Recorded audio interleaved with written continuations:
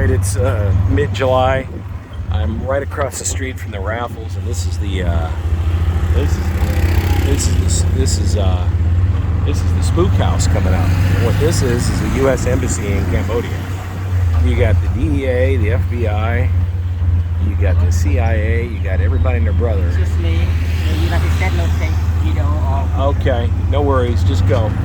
Yeah, and so it's yeah, this is the spook house, and they got every spy imaginable based out of this place. So it's kind of interesting, to say the least. Ran into a bunch of DEA guys in Bangkok that were based out of here, up in the three corners area doing drug enforcement work, and I get a real kick out of this place every time I come by here because there's spies all over the place. Go this way. We gotta go around. There's a nice picture on the other side I want to get. Anyway, this is the U.S. Embassy in Cambodia. I refer to it as the spook house because you got all kinds of spies. Anyway, there's a park right across the street that's kind of nice. I walk from the raffles downtown to the metro and get something to eat at night. I just got back from the factory, so I hired 007 here to take me on a Tuk Tuk tour. 007, you want coffee? Yeah. All right, we'll get coffee later. Anyway, I hired him the other day and we got coffee. Anyway, this is a nice little walk around this area. There used to be a bull or a buffalo or something around here. I think it's on the other side. And yeah, pretty cool. There's a little step area right there. Climb that baby. Maybe I'll do that over the weekend. Gotta work tomorrow. It's late in the afternoon, about 5:30. Just got back from the factory. This is the Wat Nam Center here. Pretty neat. There used to be a big statue here of a water buffalo. I don't know if it's gone. Didn't there used to be a water buffalo, big statue? The buffalo pit, right? Yeah. Not here, go back. Oh, okay. Yeah. There used to be a big old statue here, and I guess they moved it. So yeah, it's a pretty cool little park. Bring my wife Michelle here, go for a little walk. It's kind of nice actually.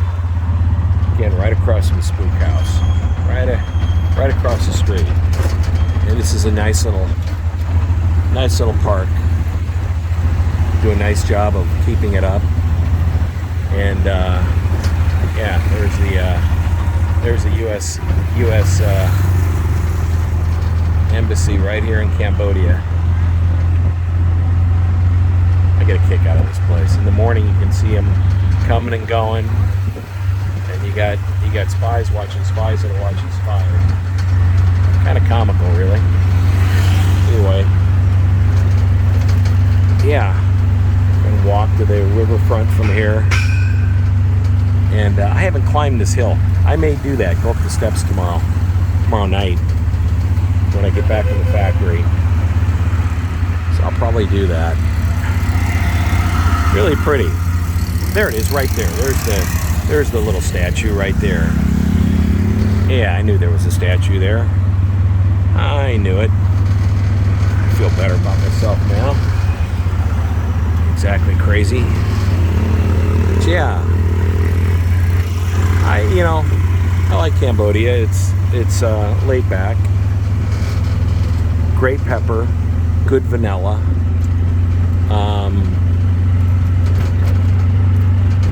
If you like a nice cold one, the Angkor beer is good.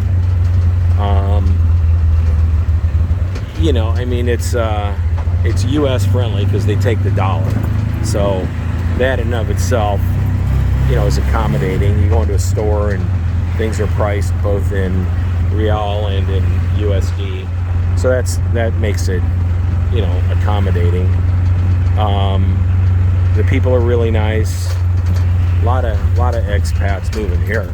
A lot of hot money here, though. I mean, they've overbuilt, and a large majority of new buildings sit empty.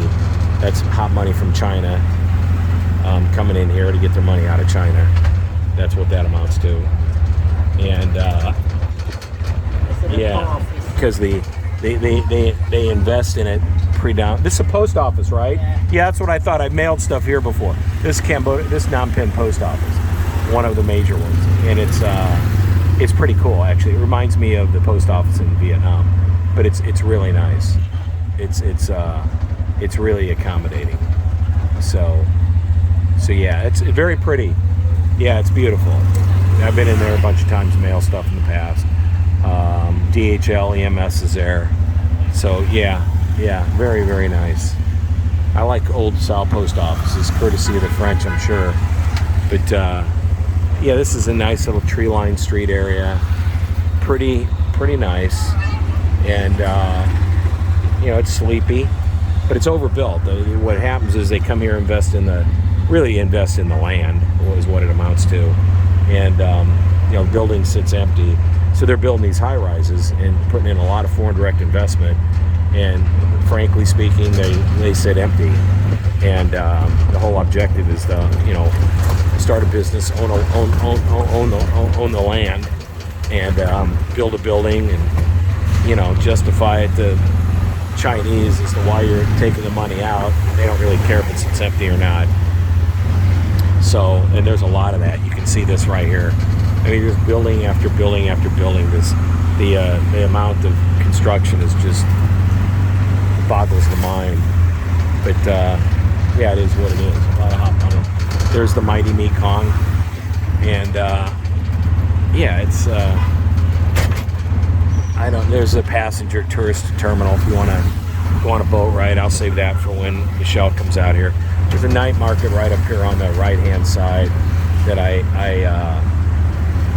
I've been to. I mean, it's like any other night market. Is it a night market? Yeah, I've been there, done this. Too many night markets. No need. Yeah, I'm not into. I've been there, done that. This place on the corner, Kapatiam. I've been to this place before years ago. They serve really good coffee. So that's this place right here on the corner. I had breakfast and coffee there years ago, and it's pretty good actually. Sat right there on the outside there. And my hotel, there's the mighty Mekong. My hotel. What was the name of that thing? Oh boy. Oh, I can't remember the name of the hotel, but it's gone. I drove through here the other night on the way back to the hotel after dinner, and my hotel is gone. Buenos Aires, that was the name of it, and it's all long gone. It's all gone because it didn't make it through COVID, I'm sure. But there's the boardwalk. I was just here a short time ago with Ifan, and now I'm here on 2 missions, 1 bags, and 2 had to make a border run for my Vietnam visa, so I had to be out at least a minimum 3 days. So I finished my bag work today for the day, and got to go back tomorrow and probably Friday, so I'll be out of here on Saturday or Sunday. But yeah, this is, I mean, I'm probably a good half of the businesses along here have closed because of COVID, the impact. So only the deep pockets survive. And I don't go out at night, so I don't really hit the bars, nor do I hit the restaurants really a whole lot. I'm hunkered back at 8 o'clock doing work usually, so I don't go out. So, but this place gets pretty busy at night. There used to be a restaurant here called Metro, and it's pretty good, reasonably priced food. I think it's right here on the right hand side coming up here. And it's So if you're in Cambodia, Phnom Penh, and you want a decent place to eat, it's right here, I think. Yeah, there it is, Metro. Good place to eat. And so, yeah, right along the main thoroughfare. And up here is the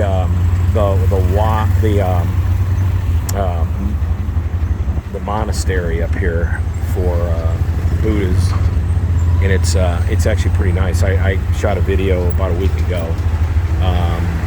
This is a hotel. It scares me to stay here because it's probably really loud. You can stay at I think there's a Hilton or Hyatt behind here, and then there's the Wat, and this is just, for what it's worth, it's really beautiful.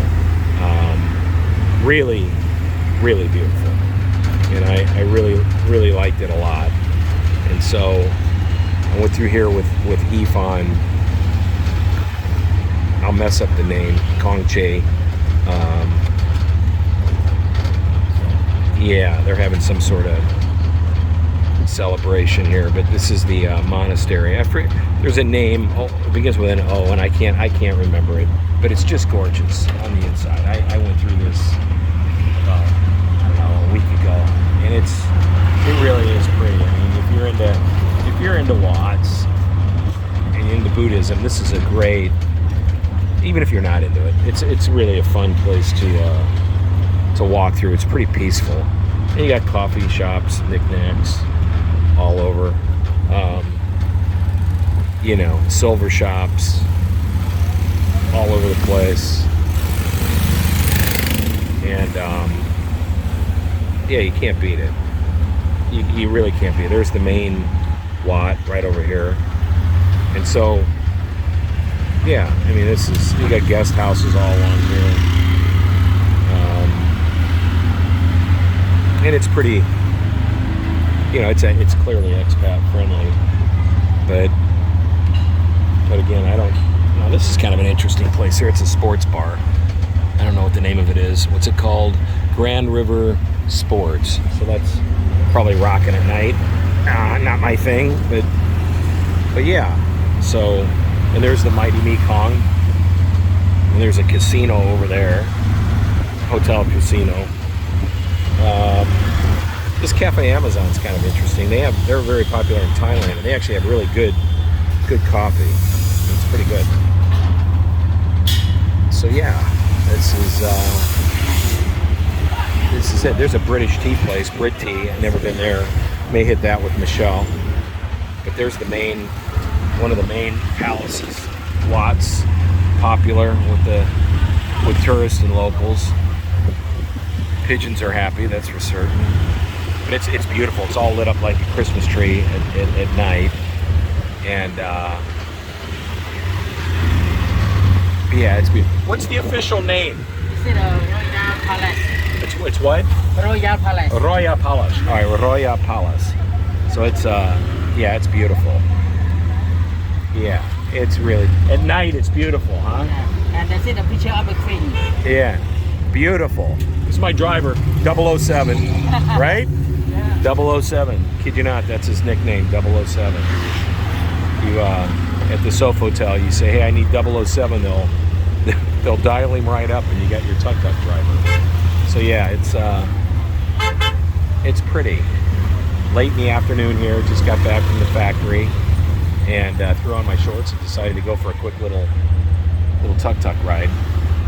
And Phnom Penh, Cambodia, July. Nice out. It's very beautiful. At night, it's very pretty.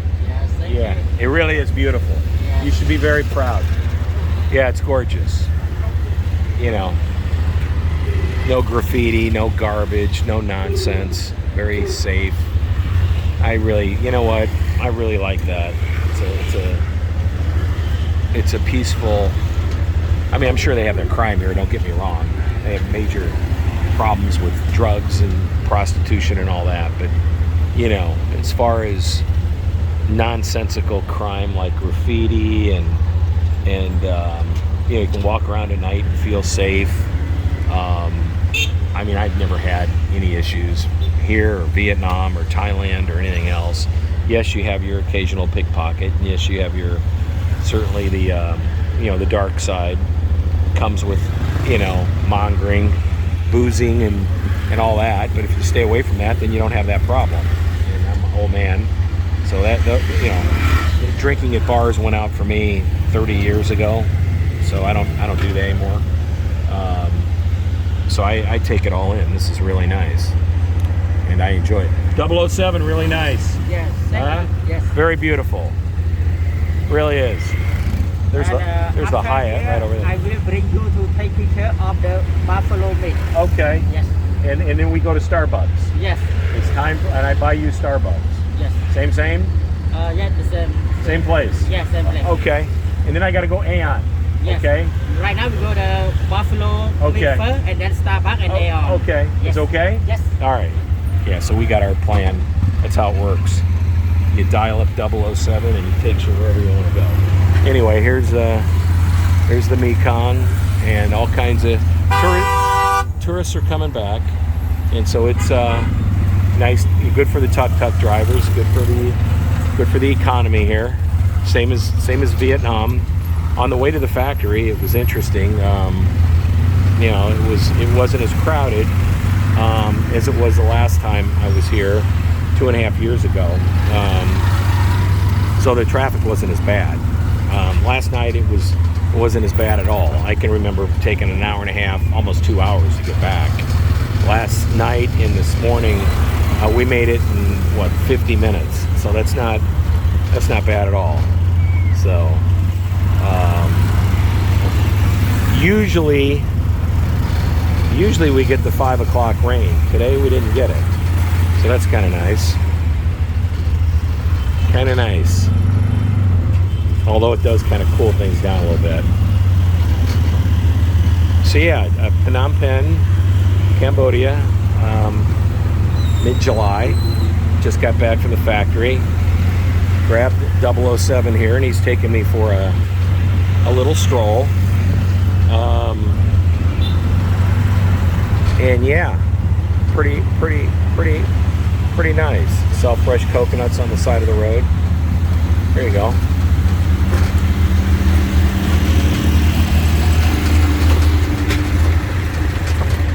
Pretty nice. I love the tree-lined streets. I live down Shell and I live down a tree-lined street in Vietnam, Ho Chi Minh, Phu Quoc Quan. Our road's tree-lined. You see more tree-lined streets here than you do in Ho Chi Minh. They have great spas here. I'm not into spas. My wife might like it, but it's not necessarily my thing. But yeah, pretty nice. Boy, some of these trees are really old, for sure. Grow from the, see the roots.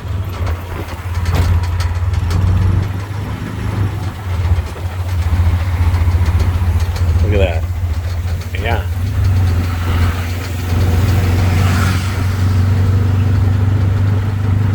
So you can see the advancement of all the foreign direct investment. But I was talking to a guy I know that lives here, used to be in footwear, and he says, yeah, and he goes, the problem is 65 to 70% of it's empty. And so yeah, I noticed that when I was driving to and from the factory. You see all these skyscrapers, and you look in the window, and they're all empty. Not all, but many of them are empty. And it's Chinese hot money that's just coming here and buying the land and through a corporation building these huge skyscrapers, and they'll just wait it out, and in the meantime they get their tax deduction. And how it works is they claim $1 and it costs 50 cents, and the other 50 cents goes in somebody's pocket. That's how that works. Then they justify that to the government, and pay off the government, and pay off their people, and pay off themselves, and everybody's happy. That's generally how it works around these parts. It's no different than what goes on in Hong Kong with the fish shops that sit empty all day long, and there's 20 of them, along Western Market. You wonder, well, how do these places stay open? Well, it's because they're just money laundering. That's all they're doing. and that's, you know, alive and well here. That's for certain. It's the advantages of taking a tuk-tuk. You can just cruise in and out and get anywhere you want to go, and it fast. So yeah, there's water. There's buffalo. They sell buffalo on the side of the street, and they let it cure, and then they yeah, this is buffalo, and I'm not sure I want that. I want to buy buffalo. No, I'm okay. No buffalo. Oh, you want to buy? Yeah, Go ahead. He's buying buffalo meat. So this is what they do. They carve up a buffalo, let it cure on the side of the road, barbecue it, and so that's how it goes down. There you go. He's getting some buffalo. Okay. 00, how much is it? How much? 10,000 real. 10,000? The same $2.50. Here, hold on. Yeah. I'll buy it for you. 10,000? Yes. Here, go buy yourself some buffalo. I don't want any. God love him. You're welcome. Anyway, you gotta take care of the guy. You know, what is 10,000 real is a little over $2. So, you know what? My good deed for the day.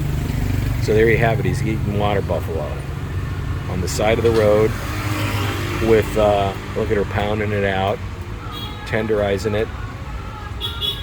Yeah, this is worth $2 in and of itself. So yeah, there's his meal. He says, I want some water buffalo. Yeah, I don't want any water buffalo. I'm gonna wait and yeah. I bought my driver water buffalo. I've never bought a driver water. I've seen them out in pastures, seen them laying in the street after getting hit, which probably where they get the meat from. But yeah, they butcher them, and there you have it, water buffalo. And 007 wanted something to eat. Kid you not, 007. Asked the hotel to get me a tuk-tuk, and they said, yeah, 007. I said, sure, 007. Sure enough, he's got it written on his shirt, 007. God love him. Anyway, stopping and getting buffalo meat for 007, 10,000 real. So it's 4,000 real to the dollar. So you can do the math, 250.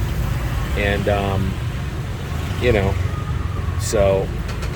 I don't want any, but it's okay. I know, you go ahead. You can take. No, I don't want to taste. Yeah, it's okay. It looks scrumptious, yeah. But not for me. Go ahead, bud. It's okay. Is that enough? Yes. Is okay? Yes, okay. You want to get some for your family or okay? Yeah, It's okay? yes. All right. Okay. All right. Well, there's my good deed. Because, and here's my change. So I gave him 20 and I got 10 back. And I'm gonna pay him 50 and let him probably pay him another 20. I mean, I take care of this guy. You know, it's by the grace of God that I'm not. God forbid if I were a tuk-tuk driver, I'd be probably in jail from hitting everybody. But anyway, so there you have it, buffalo. You know, water buffalo on the side of the street, out there just sort of curing in the sun, keeping the flies away, and clearly he knew where to go. So yeah, water buffalo, huh? Water buffalo for 007, right? Yeah, a lot of buffalo. There you go, water buffalo.